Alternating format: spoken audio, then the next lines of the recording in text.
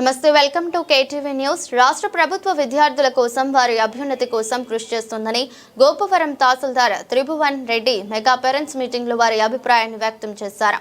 వైఎస్ఆర్ కడప జిల్లా గోపవరం మండలం పూసలవాడ జిల్లా పరిషత్ పాఠశాలలో మెగా పేరెంట్స్ మీటింగ్ నిర్వహించారు. ముఖ్య అతిథిగా గోపవరం మండల తహసీల్దార్ త్రిభువన్ రెడ్డి పాల్గొన్నారు. కార్యక్రమంలో విద్యార్థులు, తల్లిదండ్రులు, ఉపాధ్యాయులు పాల్గొన్నారు. ఈ సందర్భంగా తహసీల్దార్ త్రిభువన్ రెడ్డి మాట్లాడుతూ రాష్ట్ర ప్రభుత్వ విద్యార్థుల కోసం వారి అభ్యున్నతి కోసం కృషి చేస్తుందన్నారు. వివిధ అంశాలలో ప్రతిభ చూపించిన పూసలవాడ విద్యార్థులను ప్రశంసించారు. విద్యార్థులు క్రమశిక్షణతో మెలగాలని కోరారు. కార్యక్రమంలో టీడీపీ నేతలు పాల్గొన్నారు. పద్యం వచ్చేసింది, తెలుగు పద్యం. వాళ్ళు కొట్టారంటే మన బాగు కోసమేనండి, అంతేగాని ఏదో వాళ్ళ వ్యక్తిగత శత్రుత్వాలతో ఏమీ కొట్టరు.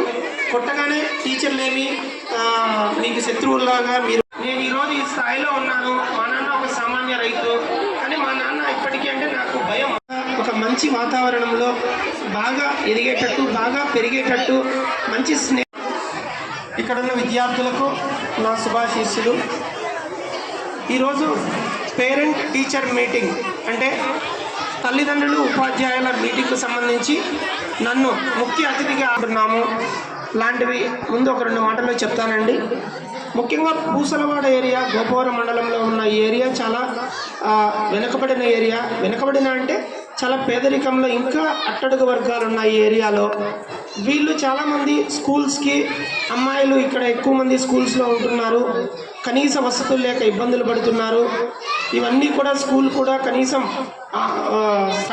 సదుపాయాలు లేక, కనీస గాలి పీల్చుకోలేని పరిస్థితి, కరెంటు లేకపోతే కనీసం పుస్తకాల్లోనూ చూసి చదవలేని పరిస్థితులు, ఇవన్నీ కూడా నా దృష్టికి ఇక్కడున్న టీచర్లన్నీ తీసుకురావడంతో ఇక్కడున్న పరిస్థితులను నేను స్వయంగా చూసి దీనికి సంబంధించి ఏదైనా చేయాలనిపించి దీనికి సంబంధించిన మొత్తం అన్నీ కూడా ఒక లెటర్ రూపంలో నేను ఇదివరకే లెటర్ రూపంలో ఆర్డీఓ గారికి పంపి ఉన్నాము.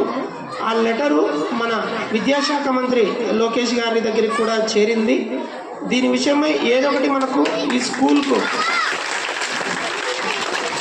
స్కూల్కు సంబంధించి రితేష్ రెడ్డి గారు, గౌరవ ఇన్ఛార్జి గారు లోకేష్ గారికి పంపి ఉన్నారు ఇదివరకే. దీనికి సంబంధించి ఖచ్చితంగా ఏదో ఒకటైతే మార్పు అయితే త్వరలో వస్తుందని ఆశిస్తున్నాము. ఇంకా ముఖ్యంగా పేరెంట్ టీచర్స్ మీటింగ్ సంబంధించి ఒక 2 మాటలు చెప్పాలనిపిస్తే, ఇక్కడున్న తల్లిదండ్రులందరూ కూడా చాలా డ్రాప్ అవుట్ ఉంది. ఈ స్కూలు 10th క్లాస్లో పర్సంటేజ్ చాలా వీక్గా ఉంది. మీ పిల్లలను గురువులు దారి మాత్రమే చూపుతారు. గురువులు చదువు చెప్పే దారిని మాత్రమే ఏర్పరుస్తారు. ఆ దారిలో నడవాల్సింది పిల్లలే. ఆ పిల్లలను నడిపించాల్సిన బాధ్యత మీ ఇంట్లో ఉన్న తల్లిదండ్రులదే. టీచర్ అంటే చదువు చెప్పినా కానీ డిసిప్లైన్ నేర్పాల్సింది, క్రమశిక్షణ నేర్పాల్సింది ఇంట్లో తల్లిదండ్రులేనండి.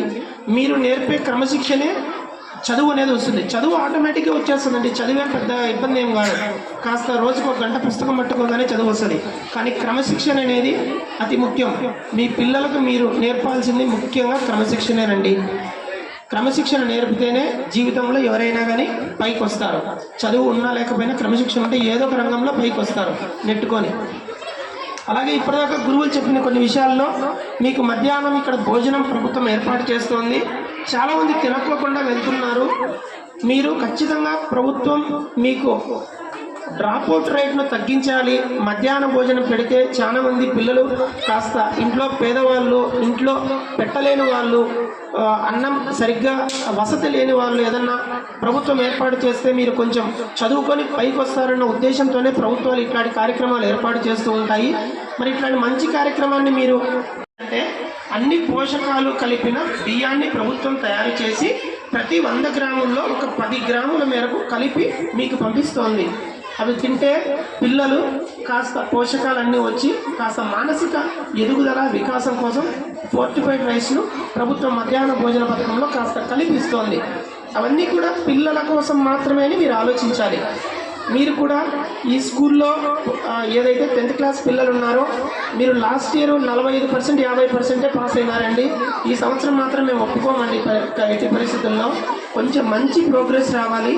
ఎందుకంటే ఇక్కడ బెస్ట్ టీచర్స్ ఉన్నారు. అందరు ప్రైవేట్ స్కూల్స్ అంటారు. ప్రైవేట్ స్కూల్లో ఉన్న టీచర్లు డిఎస్సీలు పాస్ కాక ప్రైవేట్ స్కూల్లో చేస్తున్నారు.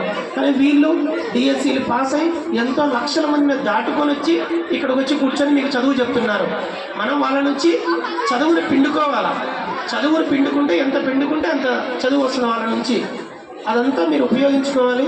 మన బద్వేల్ ఏరియాలోనే మంచి మ్యాథ్స్ లెక్చరర్ అంటే రమేష్ సార్ అని అంటూ ఉంటారు. అట్లాంటి సార్ ఈ స్కూల్లో ఉన్నారు. మీరు వాడుకొని ఇట్లాంటివి మీరు టీచర్స్ నుంచి చెప్పించుకుంటేనే మనకు కాస్త మంచి చదువు వంటపడుతుంది. ఇలా పేరెంట్స్కు ఫైనల్గా నాకు కొంచెం ఇంపార్టెంట్ కార్యక్రమాలు ఉన్నాయండి. పేరెంట్స్కు చివరిగా చెప్పడం ఏంటంటే మీ పిల్లలను కాస్త క్రమశిక్షణతో పెంచుతూ బయట అలవాట్లకు దూరంగా